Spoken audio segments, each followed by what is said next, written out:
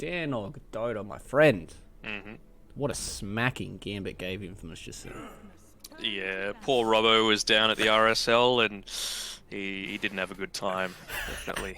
Poor Robbo's just thinking a few too many VBs before he started to come in and play today. But, Yeah. sometimes it's just what you do. You feeling it. You're like, I'm just going to sink a few frothies with the boys, try and come in, play some dotes. And it just doesn't work out. So what he's going to have to do, he's going to have to hit the coffee, run on the treadmill for a little bit, sober up a little bit, and now try and get his head in the game for Infamous game number 2, because this is the end all and be all. They need to get the win here, otherwise they're going to go out 2-0. Not go out, but they're going to lose 2-0 here to Gambit Esports, and that's not a good start to your group stages, especially when there are quite a few really good teams at this tournament as well. You've got the likes of NIP, Team Secret that are here as well, Nigma's here. You've got all these really big juggernauts in the EU scene, even in the pro scene.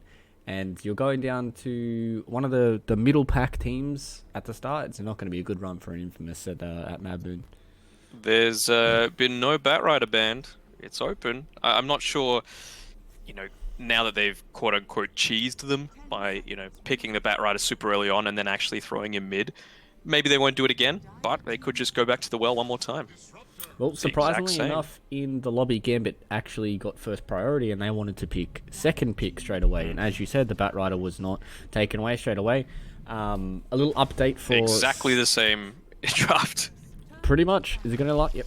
All right. Exactly the same draft. Okay, so Infamous and Gambit are going to go, all right, boys, let's run it back. And no tiny mid. No, I don't think they're going to do that ever again. But a little bit of an update on the other streams. Team Secret took a very convincing game 1 up against Bait, where they had a Batrider as well. That was going up against the Troll Waller, which is a hero that was surprisingly untouched in the last game that we had here. So that's a good little start there for Team Secret, and I believe the other games haven't finished just yet. So if we get any more updates, we'll let you guys know throughout the game. But...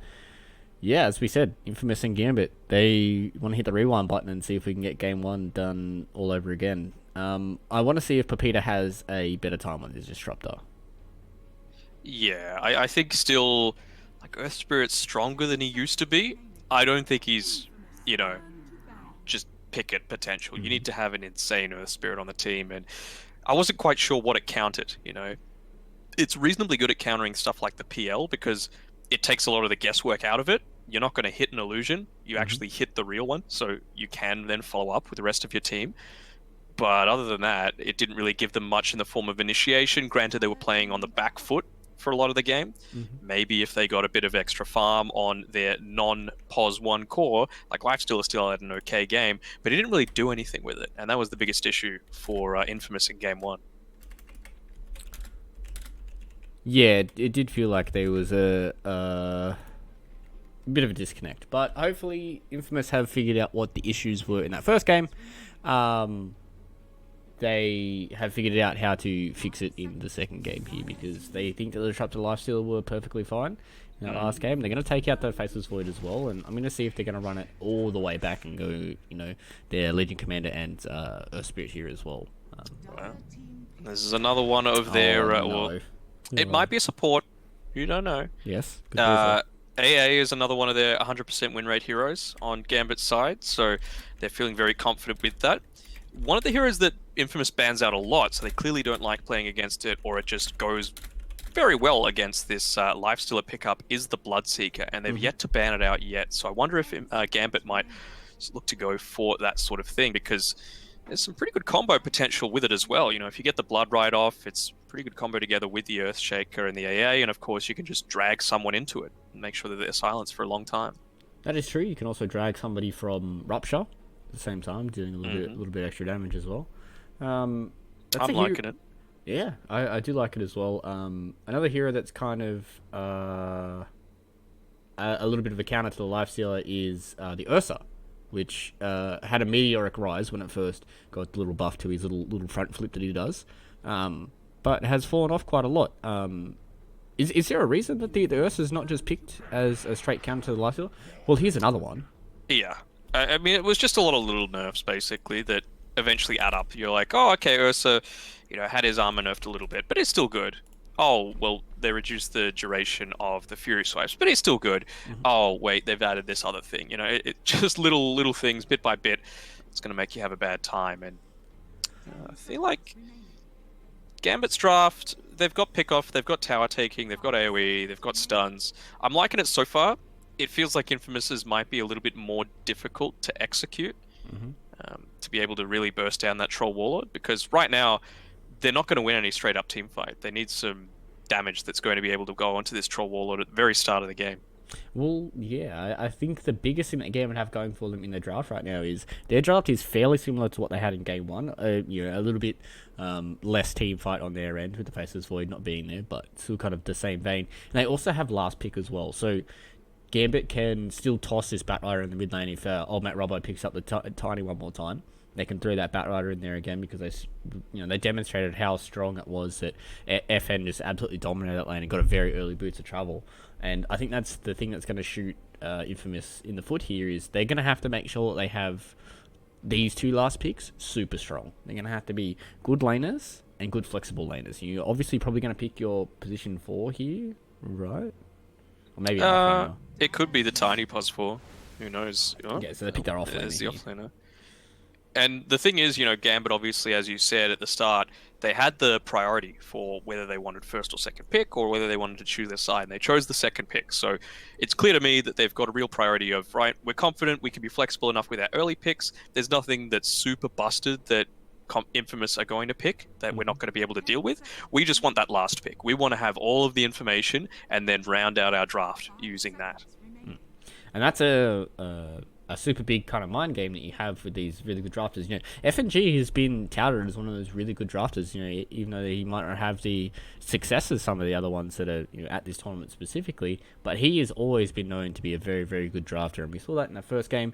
Being able to throw the Batrider in towards that mid lane made a lot more sense there for Gambit, and even here as well, just being able to have that last pick and potentially throw the curveball to Infamous. But Infamous can also do the same thing with their last pick, try and have it ambiguous in a position 4, position 2 kind of mid laner where it's either the Tiny or that hero that's going to be going mid. But Gambit, they have one more ban left on the cards. Would you ban Lina if you were Gambit? Kind of that 4 mid lane kind of hero that can do okay against Bat. Yeah, it's alright. Yeah, they get rid of the puck. Pretty standard. Yeah. Although Infamous doesn't really play the puck all that much, so yeah.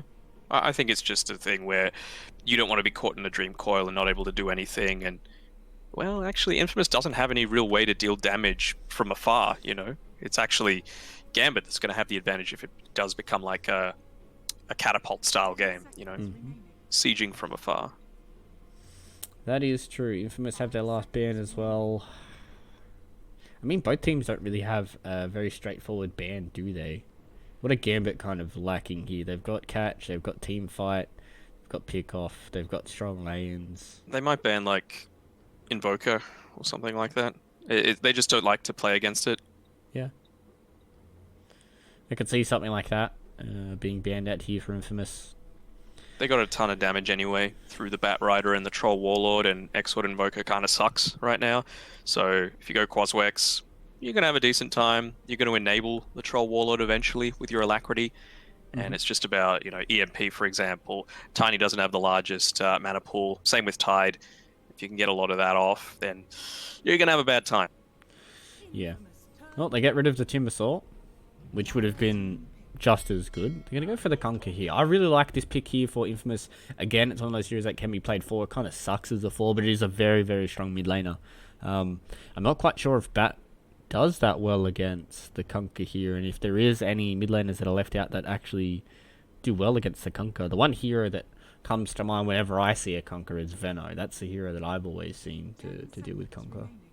Yeah, I mean, there was that phase where Conquer was a complete menace and he was picked every single game, and Veno was basically the only counter to him. I think it was like Veno and Razor and I want to say OD maybe that were and Timbersaw were the other counters for him. Yeah, I think Timber and Veno were the two that you would try and strive for, but Timber felt kind of awkward sometimes because you ran him in situations where he wasn't the greatest of Timbersaw picks. But for Gambit here, I mean, I feel like they could pick a Veno. He is kind of susceptible to a Tiny rotation, though. Yeah. I mean, you can see they've gone a very similar style of draft again. And early-ish. Put a lot of pressure on. What's going to enable them to do that? Death Prophet kind of sucks because you have to play around a long cooldown, and that's not what they want to do. You're not playing around the battle trance. Troll does a lot of damage regardless of that. So what else is there that they could pick? Potentially an Invoker? No, it's a Pangolier. Yeah, All it's a lot of right. damage regardless. Let's go Gambit Esports, bringing out the Pangolier here. I like Pango against these melee mids. Just being able to play around the RNG of man, what is it even called anymore? Lucky Shot? Yeah. Yeah. Just being able to get that disarm out. It could be certain times where you swashbuckle through a wave, bam, Robbo doesn't have a way of tie bringing.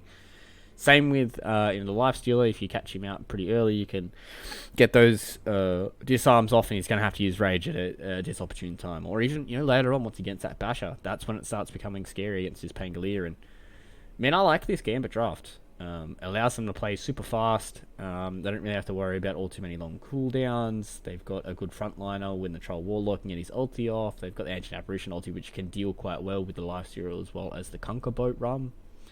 I'm kind of feeling this Gambit draft, man. I've after watching them play that kind of fluid, very kind of in-your-face first game, I'm feeling the Gambit for a 2-0. So am I, but I'm feeling a lot more confident with Infamous's draft. I feel like what they accomplished with the Tiny in the previous game, Slayden on his pos 4 Tiny is probably going to be able to do similar sorts of stuff. I'm most worried about the Tidehunter because once you ult, what's the follow-up? What are you going to do in the meantime? They don't have a ton of physical damage, so the Gush isn't going to be fantastic. Or at least the immediate follow-up isn't going to be great. Yeah, you've got Lifestealer, but I don't know. I'm just not feeling quite as strong about it. Yeah, it doesn't feel like it's that kind of wombo combo where one person, you hit that Ravage and they're just going to instantly die, right? You've got the Sky Mage ulti or, anything like that. You do have a decent amount of kind of prolonged damage. Like, Infamous really aren't going to be able to finish these team fights quickly and concisely, and it might be a little bit hard for them to play around something like a Pango who, has multiple swashbuckles almost all the time, gets that Rolling Thunder out as well and can really kind of combo break this Ravage once it comes out. But they're smoking early here. FNG's walking onto the other side. Looks like they want to try and invade onto the Bounty Rune. They have sent Dream back to his other side, Robbo. Oh, Robbo, he's run into a few of these heroes here. They do get the Chilling Touch as well. Excess Vampire has the Fishes, so we're going to try and block off the way of retreat here. Coming in with FN as well. He has that Swashbuckle, but the rest of Infamous are making their way towards this Bounty Rune. He's got the toss leveled up, so wasn't able to get a multi-man. It might be FNG that dies as a result. Yeah, looks like FNG's walked a little bit too far away from his team. Excess Vampire is just trying to get himself out of there. The first blood goes the way of Pepita, so he's already rocketing himself closer towards that level 2 than what he did in that first game. But either way, it looks like they're going to be able to trade.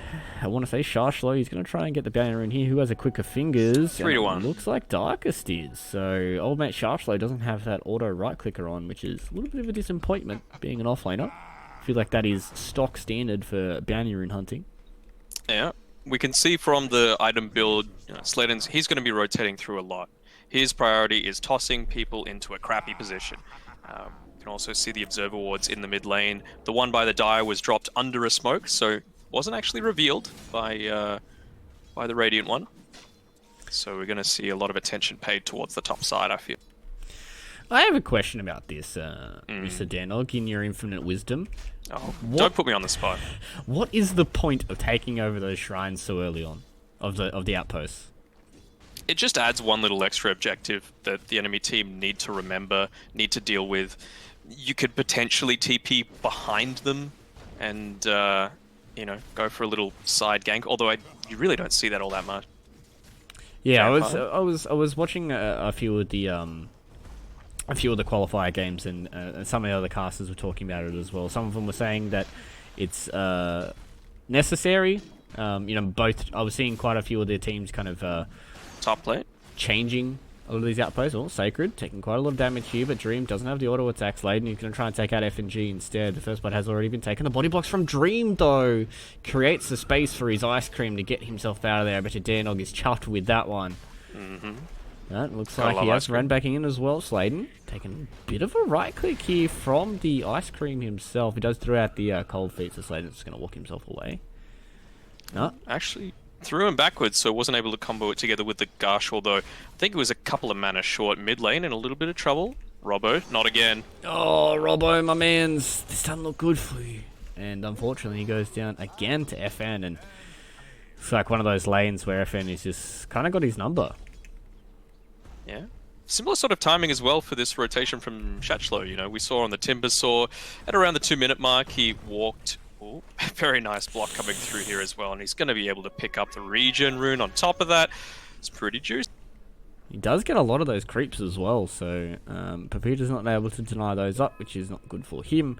And it means that Shachlo still does get quite a lot of the experience for that. But, oh, no, Robbo again. He's just getting ran at. Oh, the beautiful fissure comes out from Excess Vampire as well. Does FN have another Swashbuckle coming up? Another couple of seconds. This Pango mid is doing a lot of work. Oh, man, if he cancels... Oh, he cancelled the salve on Robbo, mate. He is not chuffed. He needs another VB at the end of this game, for sure. It looks like Dream picks up yet another kill on a Sacred. And I think this is the biggest thing that's coming out between Gambit and Infamous. It just feels like Gambit are just winning these lanes a lot harder than what Infamous are. Yeah, I mean, that's their style. Gambit finally, FN finally swaps in his Wraith Band that was sitting in his backpack for that entire mid-gag time. I think he popped a salve at like 90% HP to be able to do it, so hopefully that doesn't come back to bite. Hashtag efficiency, boys. Even though it's not really that efficient, but you know, it's inefficient. Hashtag efficiency, boys. FN, they are looking to try and get more done here in that mid lane. Oh, he does miss a swashbuckle on the Robbo, so old mate's looking not too bad. Oh no, this is a beautiful rotation here from Excess Vampire towards that mid lane. Torrent does miss as well. FN is looking for another kill. He doesn't have enough mana to get another swashbuckle in. And it looks like the Peter was able to pick up Shachlo towards that outpost as well. FN needs one more auto attack. Robbo, he just wants some creeps instead. Knew he wasn't getting away from the Pangolier. Yeah, he knew he was going down. He already had the boots purchased up for himself. Ooh. Ice cream in a little bit of trouble. Yeah, he's not looking too creamy right now. Here comes the cold feed as well, and he goes down. Dream's the one that's going to have to try and pick up the pieces. Unfortunately, he doesn't get any more from the Rockman, and he's just going to have to walk back to hitting creeps. This is a lot better start here for Sladen, I think. Yeah, and I mean, essentially, I think he's got more Avatos combos off already than Robbo did the entire game one. So that shows how good it's looking. I don't think that's an understatement, personally, as well. Oh, it looks like Sacred is taking quite a lot of damage here. The cold fit comes as well. Sladen's trying to make his rotation in. Dream. There's another rotation. Oh, no, he just gets the axes in this Sacred. Looks like he's certainly going to be going down. Dream's the one that picks that up as well. FNG trying to give the little cold slaps here to Sladen, but it's not coming out for him. Cold feet. Oh, that's a beautiful fish. Man, this Excess Vampire, he is honestly a beast. It's looking pretty spicy, and they know they've got the ability to go and do this. Oh, he runs into Pepita now. Yeah. Gets that enchant totem, but he doesn't whack Pepita with it. He is just trying to hold it here for the rune. Is he going to get the stun for it? Who gets it? Oh, Excess Vampire is one that picks it up, so that's a 3-for-1 here for Gambit. And they like that already. FN's making his rotation as well. Uses that Arcane Rune. Gonna come in, he wants to get that Rolling Thunder. Oh, he's on the wrong side of the Fissure. Excess Vampire. Sung his praises a little bit too early there. Oh, he does get it. And it looks like he's going to be able to pick up the kill there on the Sladen. If he misses that Swashbuckle, that's a game over there. But FN was able to pick it up. He kind of had the luxury, you know. He bottled up the Arcane Rune prior to that, so it would have been okay regardless. Now you can just see an easy transition into hitting into these neutral creeps. It feels like Gambit are playing, we were talking about efficiency, they're playing much more efficient than Infamous, right?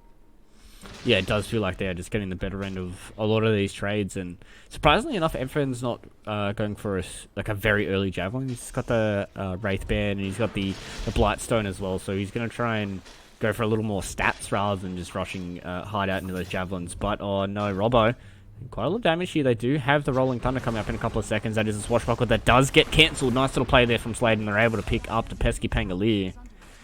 The Ice Cream made his rotation, but unfortunately it doesn't look like he's the one that's going to be creamed on. Oh no, he's going to get destroyed. Oh, with the TP away. Unfortunately not. Robbo's the one that gets it there with the Torrent. And they're going to be able to get the kill onto the little Icy Pole.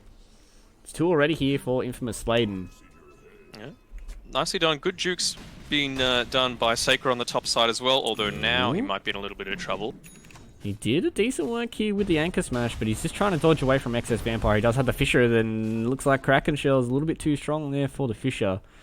And Dream isn't able to connect up, but excess vampire, he's still chasing. He wants more. Does get the enchant totem hit. Oh, no. These AAs as well. The AA illusions. Sacred. He's so tanky. And it looks like excess vampire doesn't get juked by neutrals once again. And it's looking good here for Gambit. You can just see how aggressive all of their wards are. It just embodies the style of play that Gambit wants to have. All of their warding is on the enemy side of the map so that they can do these rotations. They're playing their game and forcing Infamous to react. And you can see how it enables Sharshlow as well. He's in towards his hard camp on the Radiant side, and it means that also Excess Vampire can constantly make these rotations from top towards mid. You can just keep walking between this triangle because he knows where everybody is. And he knows he's not going to walk into some weird, no vision area where he gets ganked by 3 heroes. And we talk about comparisons to Game 1. Have a look at the net worth again. It's Lifestealer having a decent game. No one else remotely close on Infamous. And 3 very, very strong cores on Gambit's.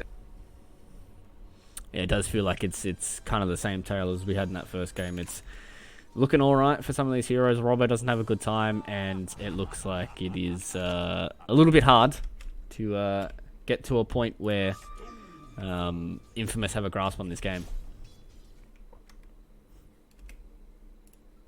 Yeah, trying his best, getting a couple of stacks up, I feel, on Infamous. Looking to try and catch up here. It is the 8-minute mark, so those neutral items are going to be up and running. Sacred has skilled his Ravage as well at the level 6, so not prioritizing the farm. He wants to make sure that they want a team. Roche pit. FN has had to use that Rolling Thunder to get himself away from the heroes of Infamous. They have 4 heroes here inside of the river as well, but FN rolls himself away.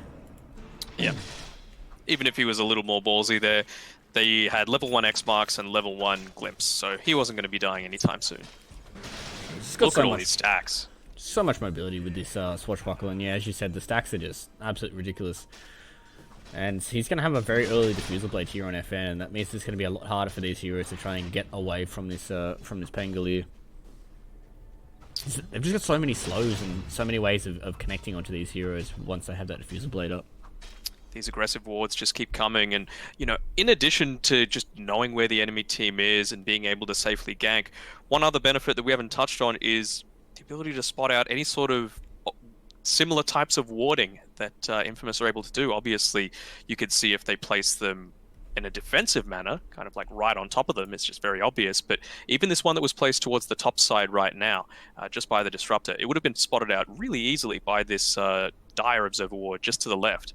He walks out of a vision, he has an Observer Ward and 2 sentries, he walks back into the vision, he's just got a sentry. So clearly he's dropped something there. Yeah, and it does feel like they can certainly play around that. As you said, just being able to understand where Infamous are having these wards, and because were able to play such on the front foot here for Gambit, they were able to have that early vision and then get this extra kind of leg up against Infamous by being able to see where their vision is going to be. But Sharshlow, he's the one with the Boots of Travel already. He's walking towards Infamous. They don't have the glimpse or the X marks, so he gets himself away from that one. You can see Infamous was always going to go this style of just trying to hold off Gambit for as much as they can. This is the go-to Lifestealer build these days. Oh, Vampire, isn't he in trouble? Ooh, not quite. He's getting around it, but it looks like Sladen's the one that's in trouble here. Actually, no, that's his own kinetic field. Pretty handy. It is almost got handy. Stuck underneath the tier 1 tower there. Doesn't look like there's going to be that mad dash for the outpost. I say that, but we've got Sharshlow and Vampire running straight for it. Well, this is 4 heroes converging here from the side of Infamous as well. Sharslow's one that's getting clear. He has quite a lot of moves, but oh, that is such a beautiful future. Excess Vampire. That is a chef's kiss for that one. They do take out Sacred on the top side of the map as well. So Gambit, they don't lose anybody, and they get themselves a kill on the offlaner at the same time. Yeah, you can see Sharshlow was like, come at me. I'm going to be able to have my teammate here to back me up. And that's he's the other so thing fast. Oh. Darkest. They cancel the TP as well. So it looks like Sharshlow is just going to be able to get themselves a free lasso here. Does get thrown into the A ult as well. And that's a dead boy. There goes a lot of their net worth. I mean, he just picked up the Boots of Speed. He doesn't have his phase boots yet, so he's not going to be able to take these extended team fights. You know, you've got very mobile heroes in the Batrider, in the Pangolier. Even Troll is able to rotate between melee and ranged form and create havoc in that way. So it's looking pretty rough again for Infamous. Yeah, it just feels like these lanes are just not going the way they want to, and they need to have these heroes that kind of press off the fact that they have good lanes. You're the Life Stealer, one of those heroes that gets that very early Maelstrom, starts greeting up a little bit, and then he can start fighting. But he's just not able to do it. Same with the Kunkka. He just doesn't have the levels. But speaking of, they called out the Troll Warlord here. Dream is getting caught back, pulled back inside of the tag cell, so he doesn't get his ulti off. So speaking of, Gambit do lose their most farmed hero. They're coming back in here. Sharslow's caught out between 5 heroes on Infamous. And he's certainly going to go down. That's a nice little Fisher though, but Sharslow is stuck between so many heroes of Infamous. This is a beautiful little torrent. He's going to be able to take him out. So old mate Robbo doesn't even need items, mate. Just throws out the torrents from the gods. Yeah, able to grab that one there. I keep saying this. It really feels like an exact replay of the last game. Remember when Void got picked off by a 4-man rotation from Infamous, and you know, you were thinking, oh, maybe they've got something, but it wasn't too long until they finished up a couple of those key items and just turned the game on its head.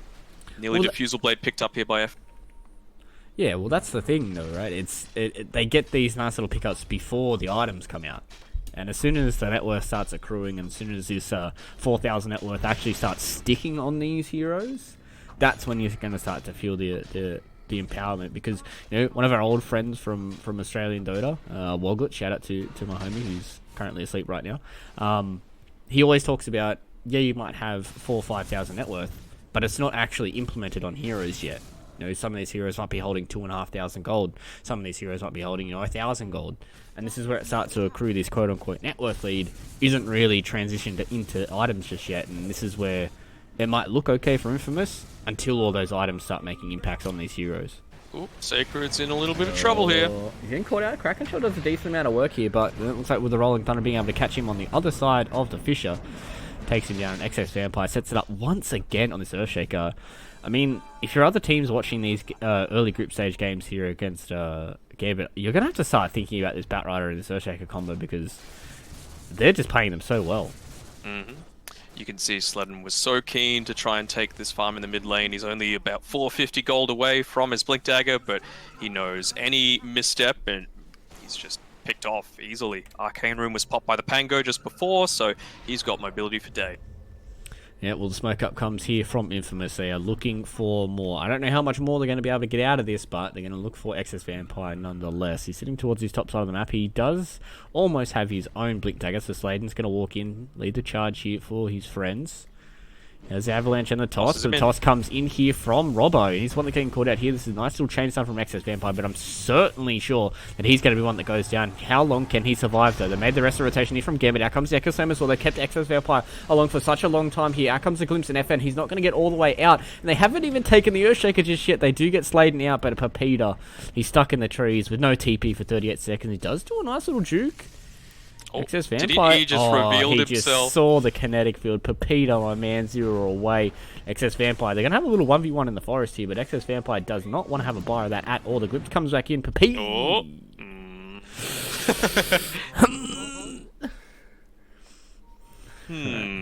Let's have a little internal monologue of Excess Vampire right here. He has 178 health. He knows he's getting glimpsed back into Static Storm.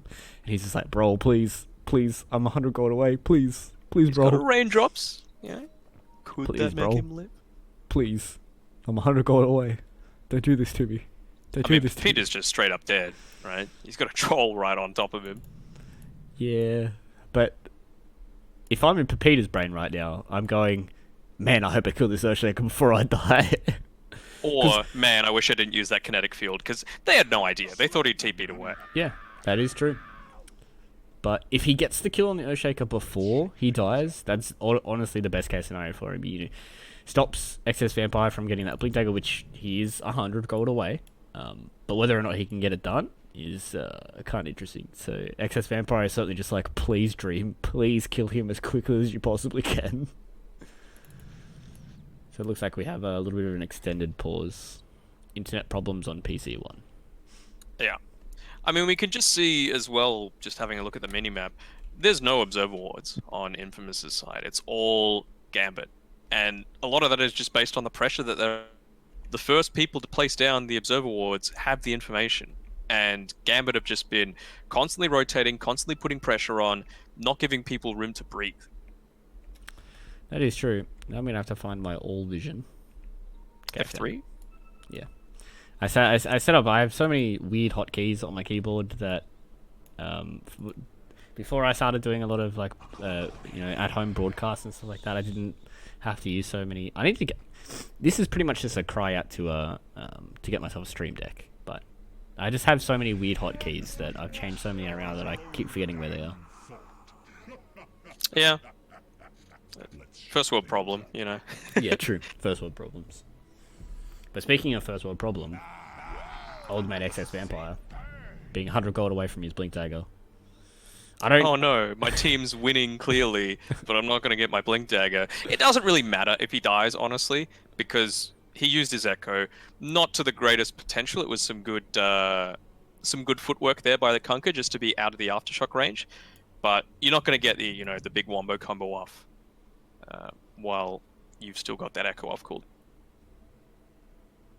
That is true, but I'm sure that he's sitting there just going, bro, please, I don't want to be that guy. I want to get an early Blink Dagger. Also, thank the Lord for showcase mode. Yeah.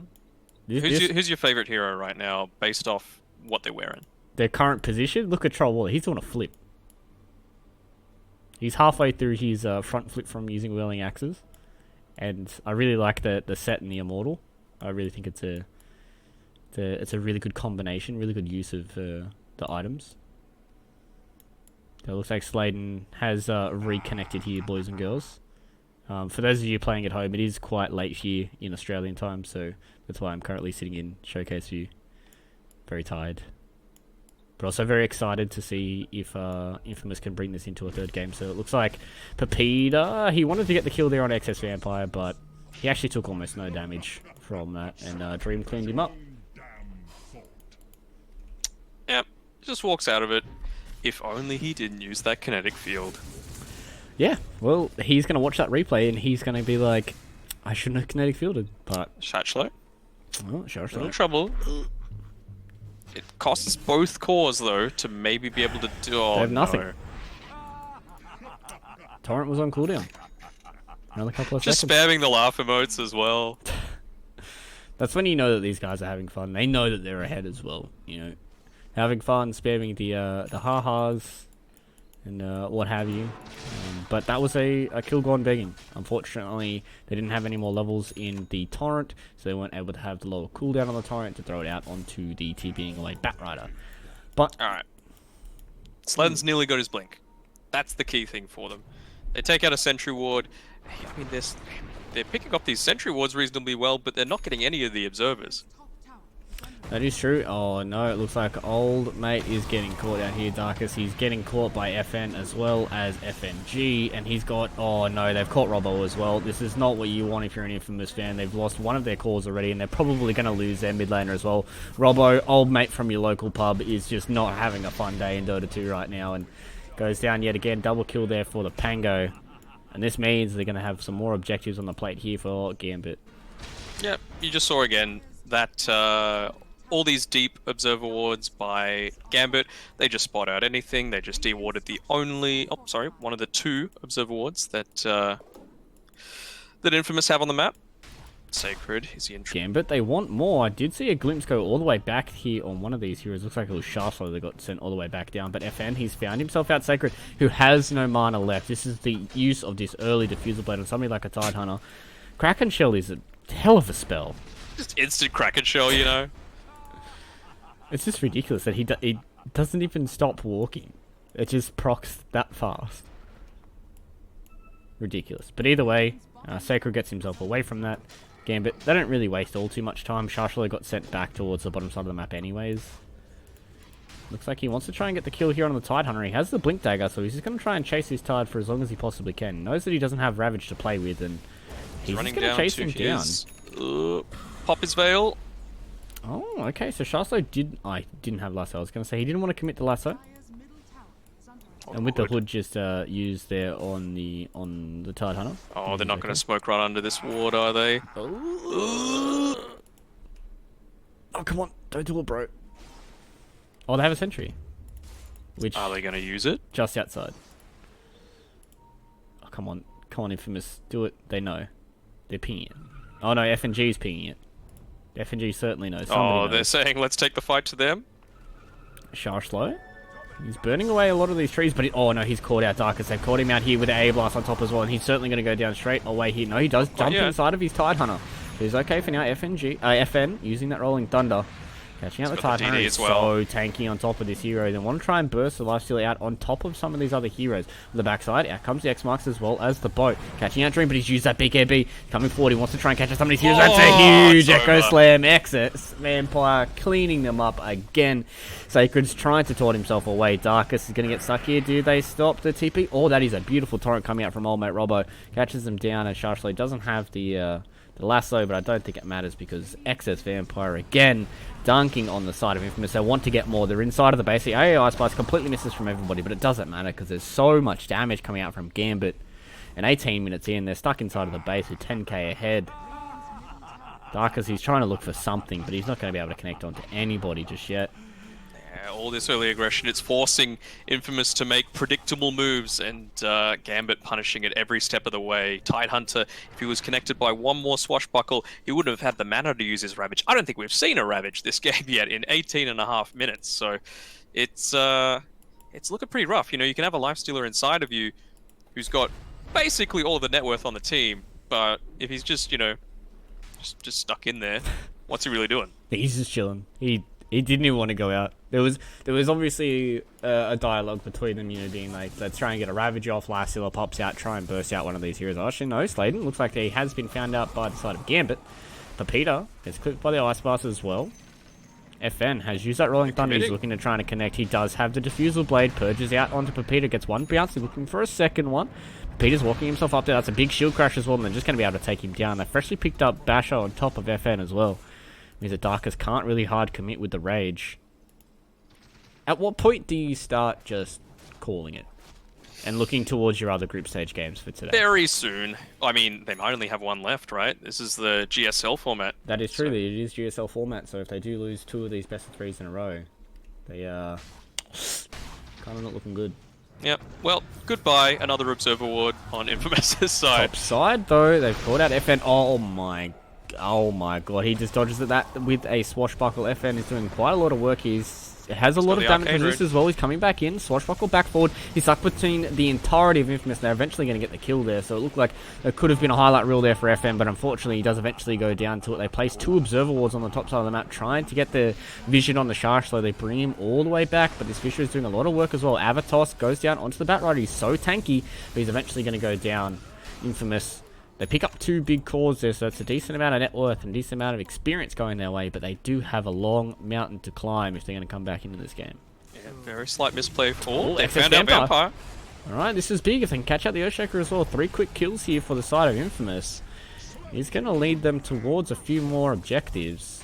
As the fight recap comes up. That's a big chunk of experience going their way. About a 2,000 gold swing as well for 4,000 experience. That's nice if you're Infamous. They've got a tier 1. Hell yeah. It could be happening.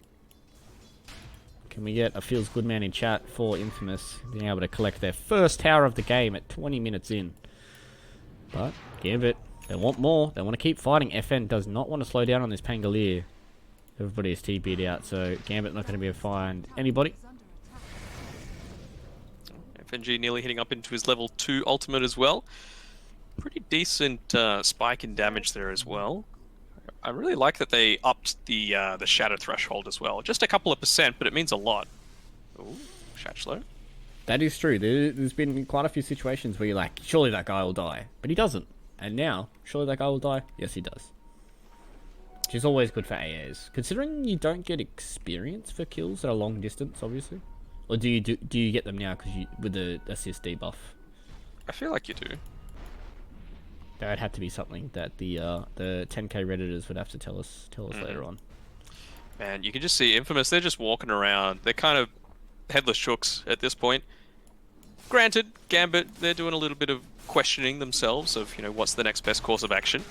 But I think they know now is go time with that DD rune on the bot side. FN drops his bottle, Dream picks it up. What is the most efficient play here for Infamous? Because they are walking around, kind of like you can throw a blanket over all 5 of them at this point, but what are they supposed to be doing? I feel like they can't just kind of face rush into a tier 1 tower because it's going to get blown up by XS Vampire and FN, but Gambit, they're going to bring the fight to them, so Infamous, they don't have to make a choice. Get a Ravage off would be priority number 1.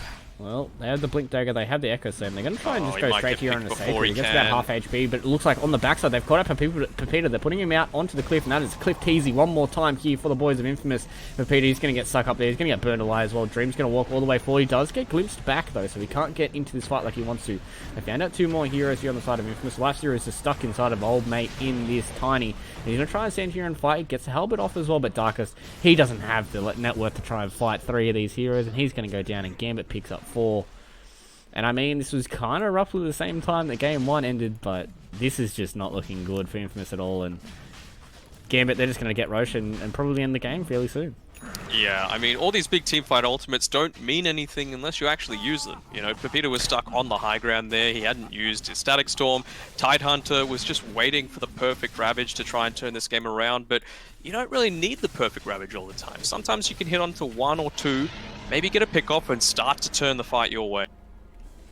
Yeah, it really does feel like Sacred's kind of just holding onto this R button. Oh no, they found out old mate Robbo once again. He's about half HP now. Avalanche Toss comes in, but they don't connect onto these heroes. Sagstorm comes down, they're just catching out XS Vampire. Zershak is going to be able to walk himself out here. The AI Spice is going to be able to hit onto some of these heroes. Clips onto Robbo, and he's eventually going to go down to the damage coming out from Gambit. They're looking for more here on the Tidehunter. Just click your R button, buddy. The game's going to be over pretty soon. Just hit it.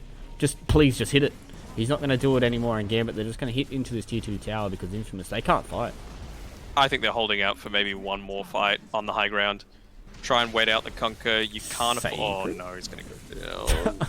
That was so close to him just going down randomly. Oh, they're going to glimpse back onto the Troll Warlord. He does have his BKB. He doesn't have his ulti for another 25 seconds. Out comes Avalanche in the toss combo. They don't catch out Dream, and they're just going to kill off this Tiny Sladen. He's not having the best of times now. They've called out the Life Stealer as well, so Gambit trying to fight back in, but this Troll Warlord, he's not all too healthy. He does have his ulti coming off cooldown very, very soon. They called out the Tidehunter, and again, he hasn't hit that R button all game. Just let him use it. Just let him use it once, Gambit, please. FN gets glimpsed all the way back in. He does have the Swashbuckle, but he used it too early. FN's getting called out. You have to Ravage on top of him, but no, it looks like he's not going to. They do throw out the... Oh, finally, he's hit it. That's a 3-hero Ravage coming out there from Sacred and Infamous. They potentially could start winning the slide, but no, XS Vampire, he's saying no. We're going to win this game. We're going to close out this series 2-0 at the start of the day, and XS Vampire cleans up to Sharslow, doing so much damage on this Batrider already, and Infamous, they're all going to go down. Sladen's the last one left, and they've killed FN, but what does it matter? And that is it. GG has been called from Pepita and Gambit.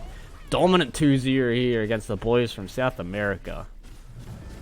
Yeah, pretty good showing. I mean, CIS shows why they're one of the teams that get a couple of spots to that minor.